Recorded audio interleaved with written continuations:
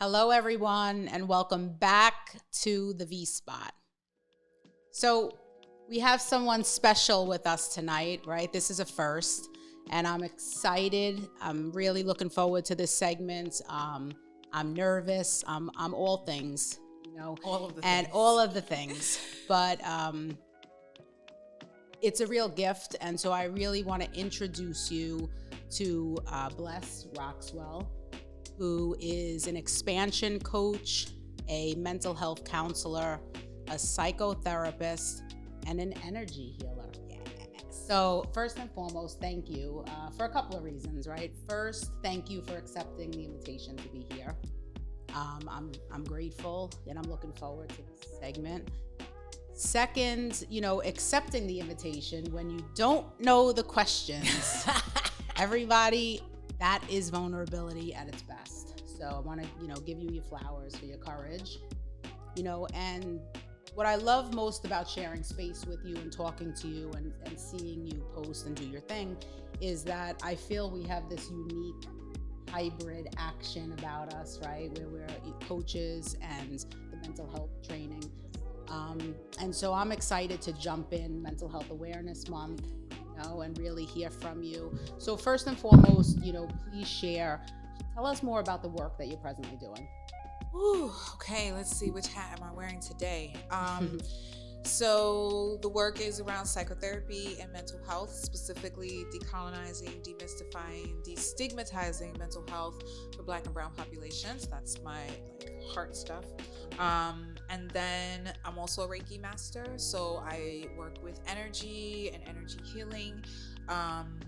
Happy to teach people about their chakras because I feel like knowledge is power. So there's that, and then there's expansion coaching, and expansion coaching is really all about mindset, because if you change your mind, you change your life.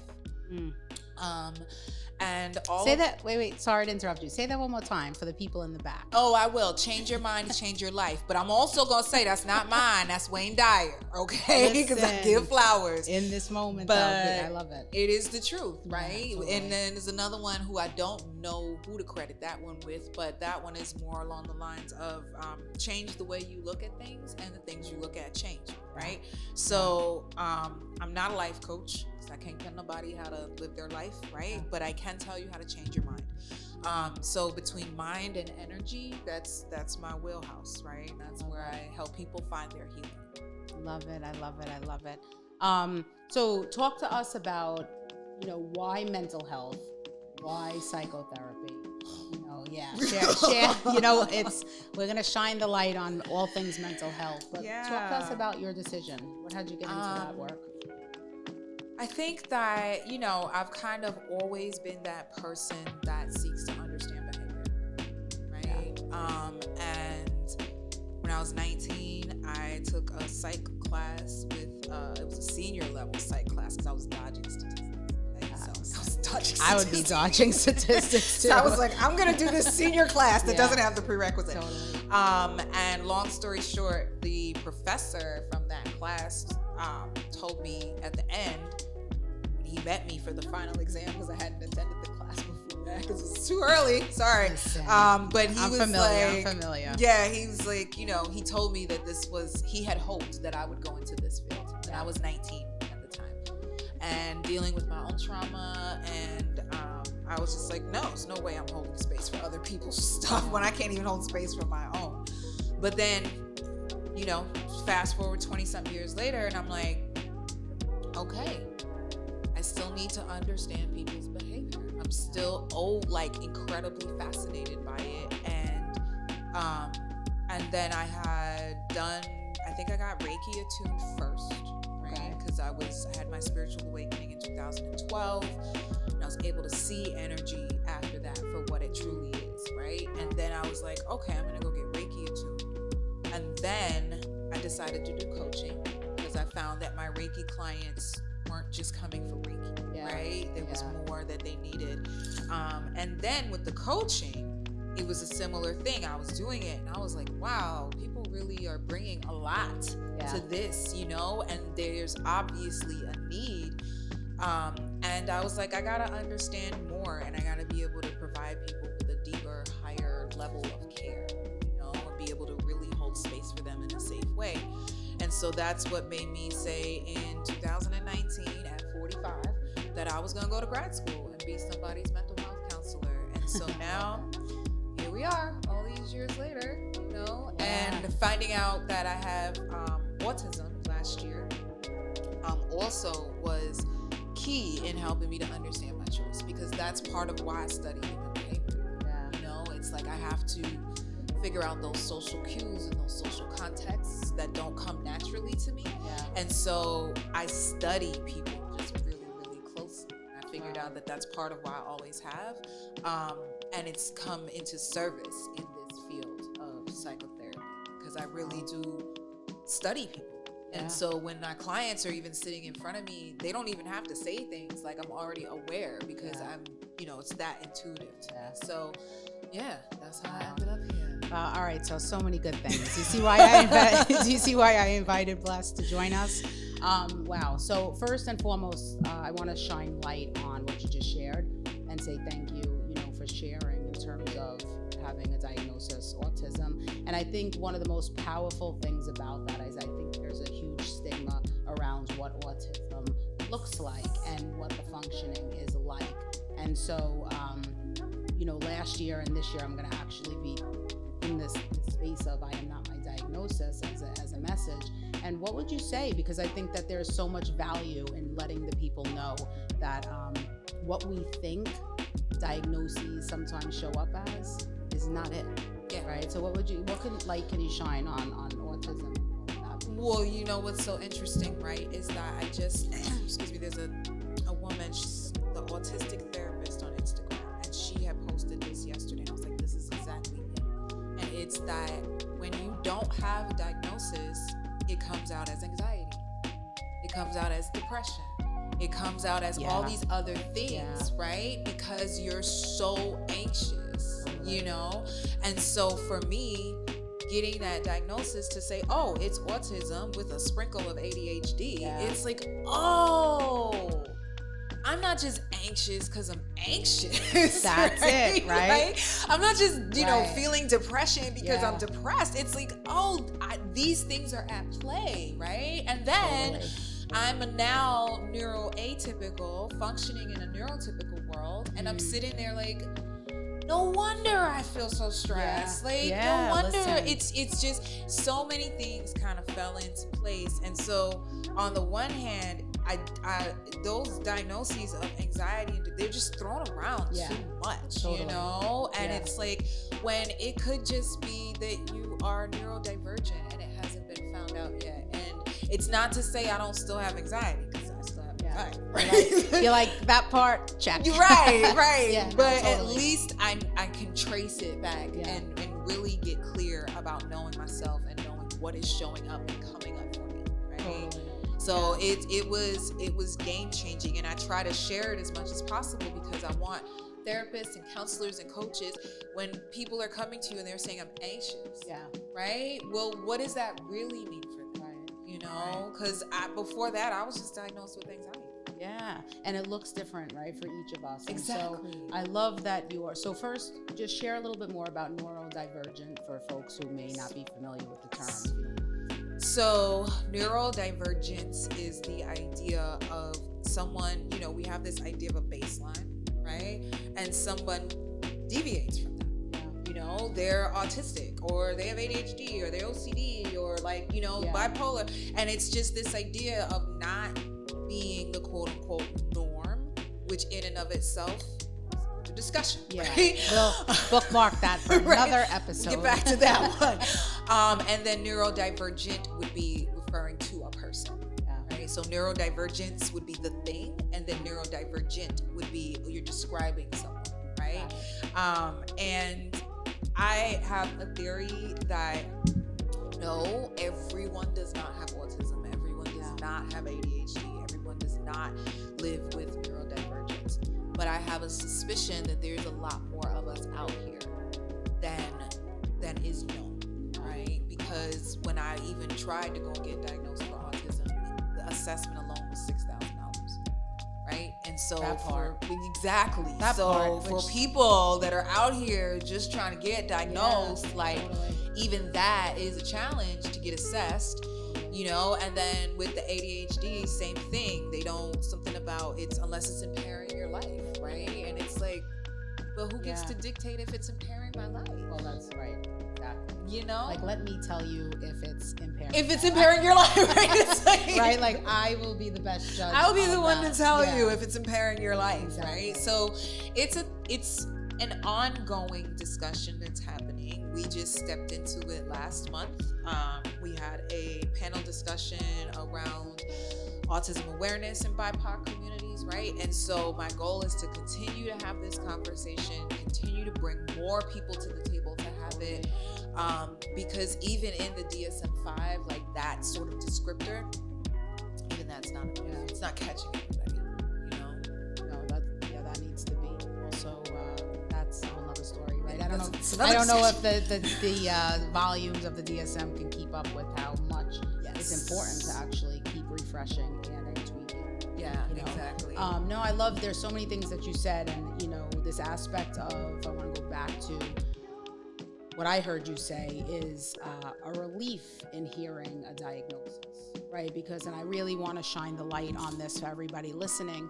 So many people, right? So many of you don't want to seek support because you are afraid of a diagnosis, but there's so much relief in understanding that certain symptoms are a part of, right? And then it's like, yes. And so I think that what could seem so scary to so many people is actually like a relief in so many different ways. So it was, I think that's huge. I'm still processing it, right? And I want to say the first month after I realized it, it was very emotional but it was emotional because, you know, I'd spent my whole life feeling like weird and different and just like, you know, and so having that moment of, oh my gosh, it's not in my head. Right.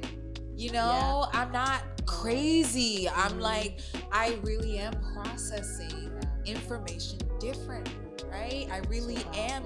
So, for example, there's a sensitivity that comes with it, and I identify as a highly sensitive person. That means I would go to the dentist my whole life. This is what I'm talking about. I would go to the dentist my whole life and need extra Novocaine, right? Because my pain levels, I feel pain different. And I would have dentists tell me it was in my head and just keep drilling. Wow. You know what I mean?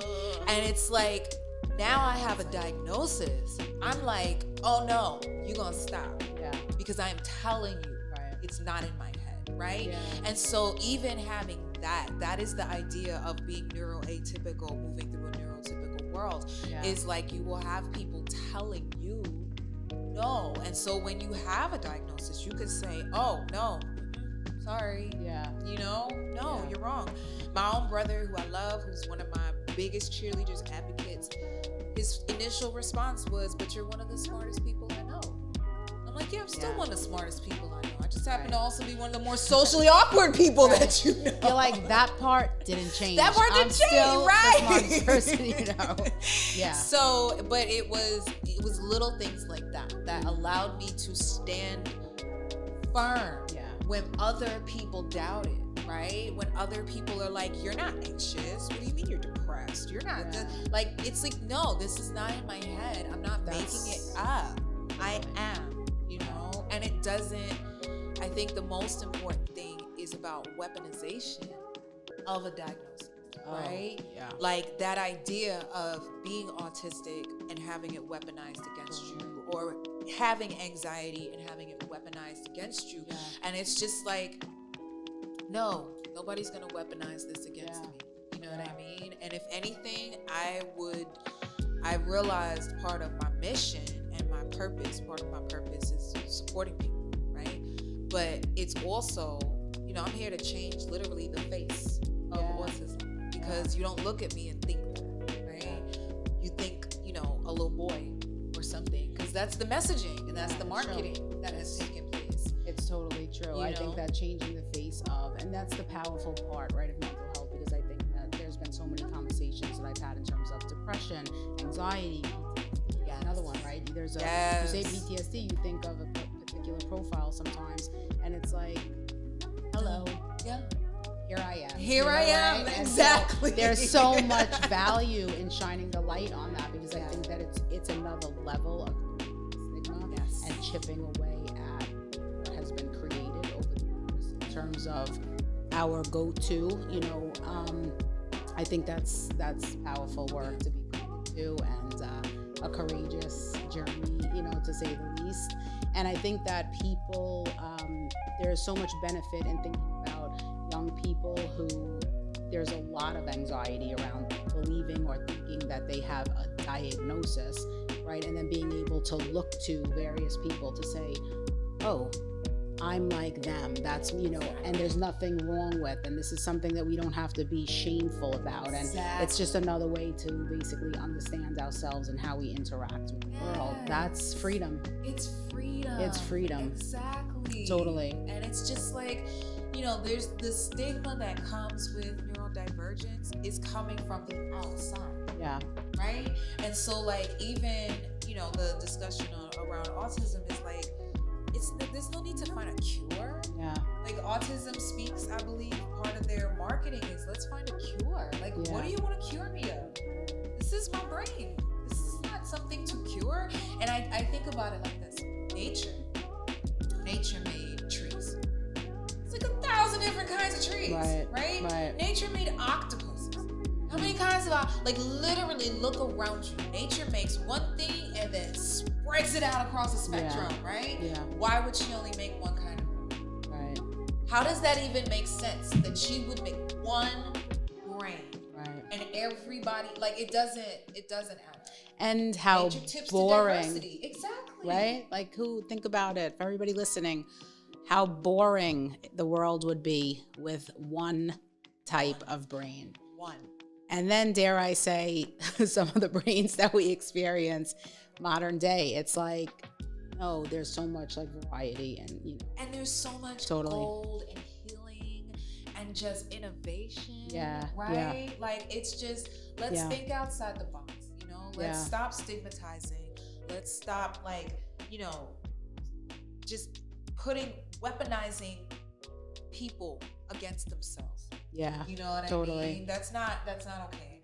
No, it's not. And I think there really, what I also pick up on in this moment is it's the lack of information, the lack of understanding, and people often are uncomfortable. So it's their discomfort that it gets added into this, level of your diagnosis makes me uncomfortable. I don't know how to interact with it. So it's like make it go away, so I'm gonna pretend that it's not actually exactly there. Yep. That's exactly what it is. So it's like, I'm sorry, I'm not going to make you comfortable because this is who I am. There's so much power in that. That's it. It's powerful. Yep. Nailed it. Oh my gosh. Right. I'm so excited about this conversation. Me too. Okay, so we will be right back. We're going to take a brief break. Catch you in a few. All right. So, Bless, 45 years old. You decide to be someone's mental health counselor, right? And so you've been practicing, practicing now for a bit. Talk to us about what you are experiencing with your clients. What are you seeing a lot of these days? Ooh, let's see. What do I get most often? I get a lot of anxiety.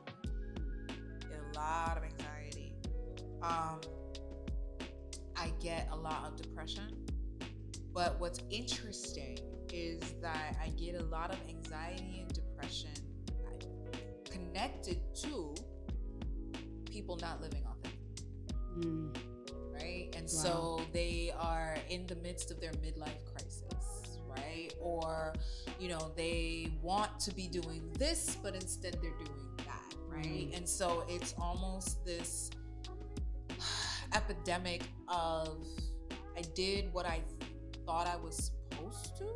I know nothing about this. I have no idea. I'm not judging you in any way. I don't know anything you're speaking but of. I get a lot of I did what I thought I was supposed to do, and now I am 30, 40, right? What have you, and I'm miserable, and I'm anxious, and I'm depressed, and I'm, You know, I don't even know what I want to do because I haven't thought about what I want to do in so long. And so I get a good chunk of it. Wow. Every now and then, especially post-pandemic, we do get grief. Yeah. A lot of grief right now. And that's understandable, right? Totally. And I want to say the majority of it is really the anxiety and depression connected to not living the life or the way that they would like to be. That's so, I want to really like shine the light on that. So for everybody who's with us, you know, if you are someone who is experiencing anxiety, depression, because you are doing what you think you have to do, you are traveling down a path that was potentially set out for you, right? There could be this experience of misalignment, which shows up as anxiety and depression. And so there's a real opportunity to tune in and ask yourself, are you doing the work that you want to do, right? Because I definitely, at points in my own journey, and I joke about it, but it's like so on point, recognize that a lot of what was on deck for me wasn't mine, right? It was somewhere along the road I received it as a suggestion, or I received it as feedback, or I, you know, was good at something. And so, you know, not everything we're good at do we have to pursue, right? There's a lot to it. So I think that's so powerful. So I just want to highlight that. Yeah. And, you know, I'm working to complete the internship for mental health counseling. And I would say that what I see a lot of, absolutely, anxiety, depression, hypochondria is, you know, and so people are now... There's a lot of medical anxiety right now too. Yeah, people are, you know, so... Hello, I am a hypochondriac, and I'm really experiencing in clients how much it's showing up these days, where it's very much like, and I think total residual of the pandemic, absolutely. Right? So there's a great understanding. I definitely felt it, at least, that I always stood out in, you know, certain circles with the, I have a headache. Is it a, God forbid, you know, a brain tumor? Like everything to the worst. But now I'm seeing it show up in front of me so often. And so it's like, oh, wow, the pandemic really neutralized what was once conceived as, perceived really as hypersensitivity. Yeah. And, you know, so. And I think it's also like, I you know, they've been trying to put complex PTSD in the DSM-5 forever, right? And I don't know if your audience knows what complex PTSD is, but really quickly, PTSD is like a one-off event. You're traumatized, you can't process it, it's still affecting you years later. CPTSD it's not a one-off event. It just, you don't know when it's going to end, right? And it just keeps happening. And my suspicion is that that's usually related to, you know, childhood abuse. But within this context, I feel like racial trauma and the pandemic both qualify. Totally. Right? And so it's very layered. Yeah. You know what I mean? And so I think that right now, in terms of what's coming into the office, it's really taking, I don't want to say it's taking me longer per se, but I'm finding that the layers that I have to peel back.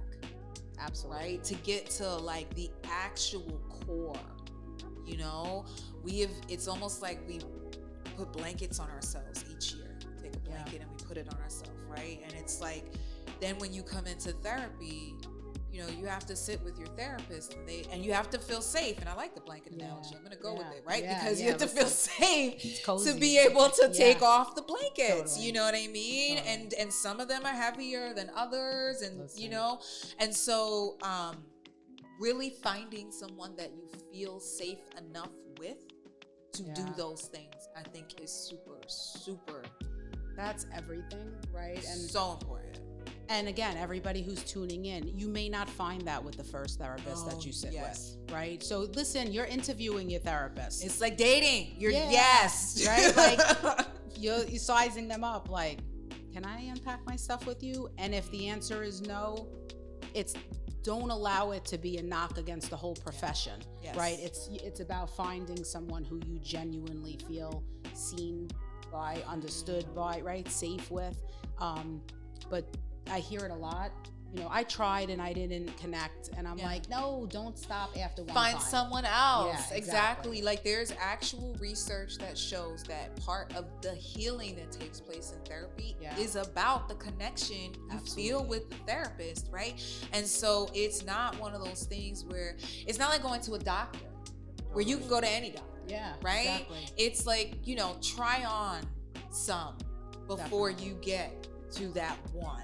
You know, and I mean, like, I'm fortunate to say like that most of the clients that I get assigned, I'm able to find common ground with on something, right? And so we are able to build a rapport. But I've had clients be like, no, this isn't working, and your therapist is not going to be offended. Oh no. Like they're not going to be offended because they are probably feeling the lack of connection as well. And it's I don't want to say it's a waste of time, because I don't feel like anything is truly a waste of time, but it's taking time from you and it's taking time from the therapist, right? And you could be with another therapist that's a better fit, and they could be with another client that's a better fit. So if that connection isn't there after like the 4th, 5th session, please call it quits. Your therapist is not going to be mad.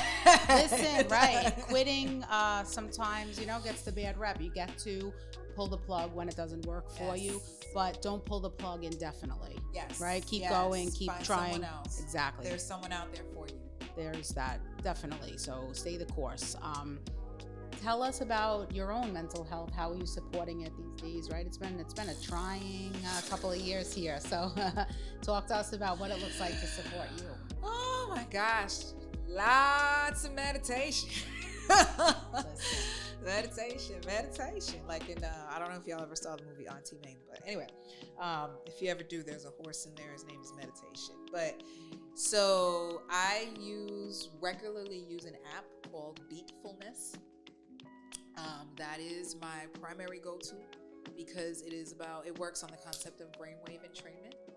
And it has got every possible thing you could want. Binaural beats, it's binaural beats. So you'll get one tone in one ear, one tone in another ear that come together to create a specific frequency that is supposed to sync up. Oh, I love that. What's the name of it again? It's called Beatfulness. Beatfulness. Yes. Great, I gotta check that out. They got everything from health and healing, feminine energy, zodiac, energetic healing. I use it for my Reiki sessions. Like they got everything, and you can set the time, the amount, right? So like every night for 30 minutes, put my headphones on and I fall asleep listening to it, right? So there's that is powerful. Oh, and they have little 2-minute ones you can do as well throughout the day. So those are great. So Beatfulness. And I'm currently looking for a new therapist myself because my health insurance changed, and so but once I find it, that is going to be important. That's non-negotiable. Non-negotiable, right? I loved my last therapist, but I had her through NYU, and so when I left, I had to leave her behind. I miss you. If you're watching, I miss you.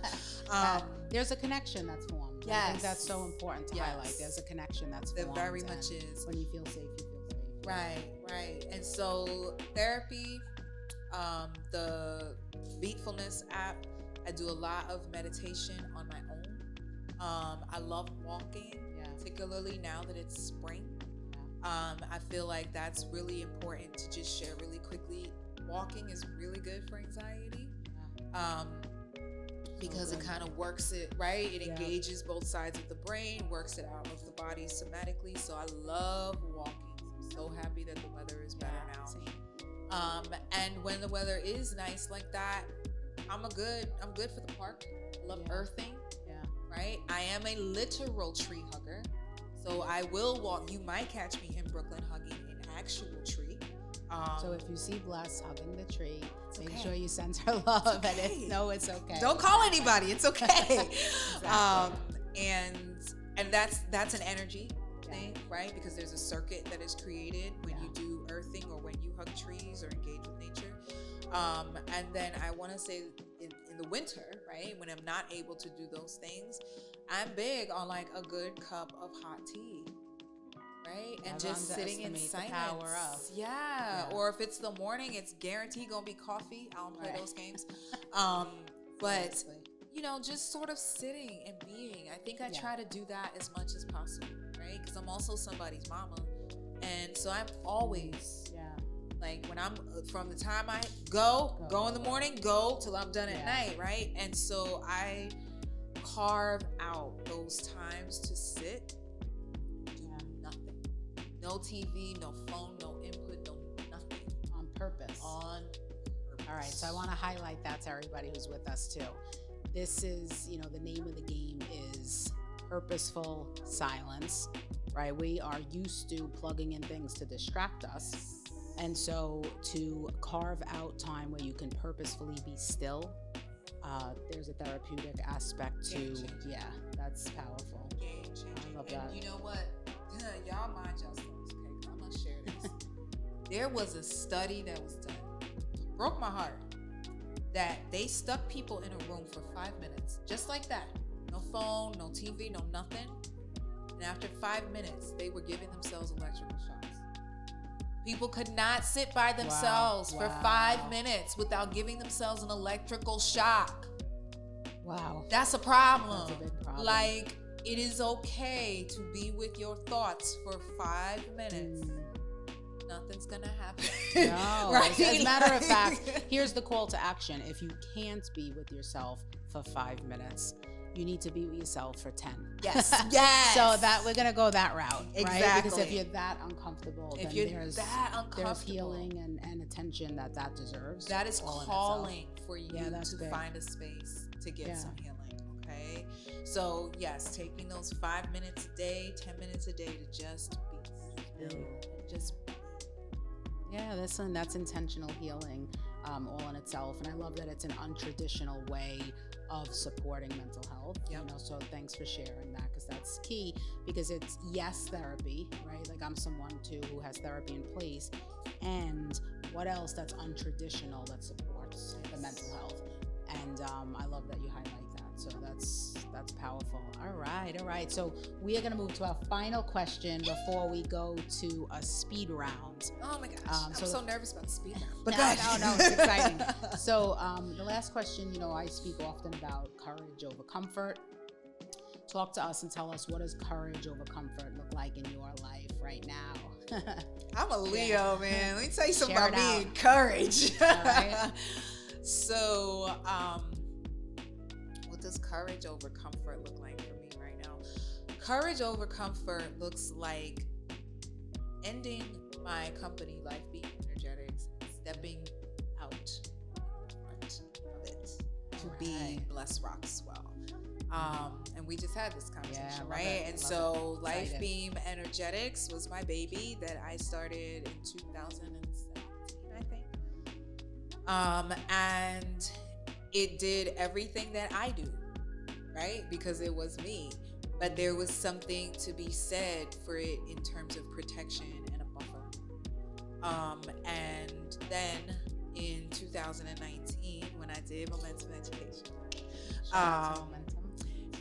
into a win-win world, I realized that that's what I was using. That it wasn't, there was fear. Wow. It was fear, right?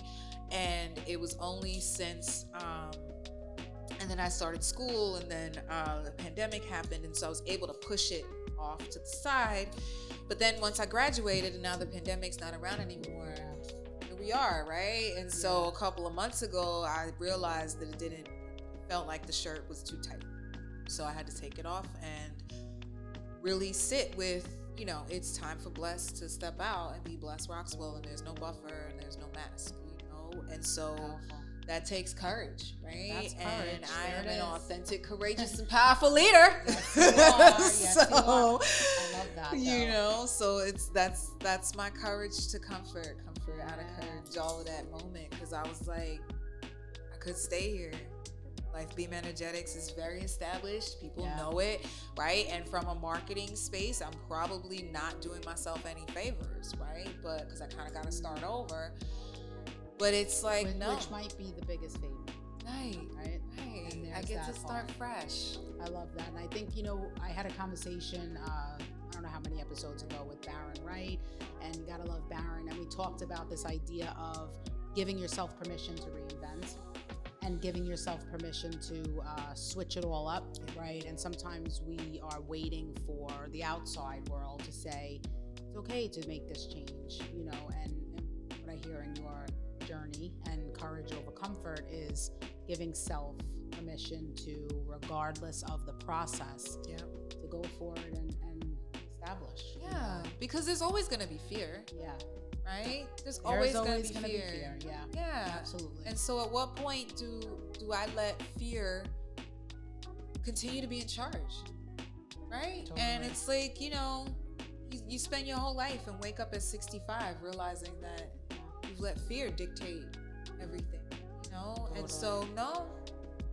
I was staring down 45 and I was like, listen. Oh, that's what the other side of the hill looks like. All right. Yeah. How do I want to roll down this hill? Do I want to run down? Right. And you realize that you have a choice. Yeah. You know? But that's the part, everybody. Say it again for the people in the back. You have a choice. You have a choice. Right? So it's, again, for folks who are experiencing anxiety, experiencing depression, you have a choice. Right? It may not be the easy choice. It may not be the popular choice, right? But there is that power of choice. And so 45, I mean, you put yourself at the top of the hill a couple of years early, just saying. But if you're seeing it as like, how do I want to come down this side of the hill? Yeah. Recognizing that there are choices. I think that's great. And so Bless Roxwell, everybody. So the reinvention is in full effect, you know, and I love that. That's courage indeed. Yeah. And you know, listen, there's nothing like, you know, I think about it, and yes, there are scars that happen and things that happen, but, you know, pick yourself up, dust yourself off, and know that it's all part of the lesson. All part of the lesson. lesson. You didn't come here to play it safeness. No, that's it. And in the end, and I share this often, in the end, you know, is it going to be the comfort zone and the safety that you remember most? Right? Exactly. No, it's not. All right, I love it. Lightning I love it. round. All right, lightning round. Rolling up my sleeves. Okay. Roll them up. So I call this the forwarding four. And so I will ask you a question.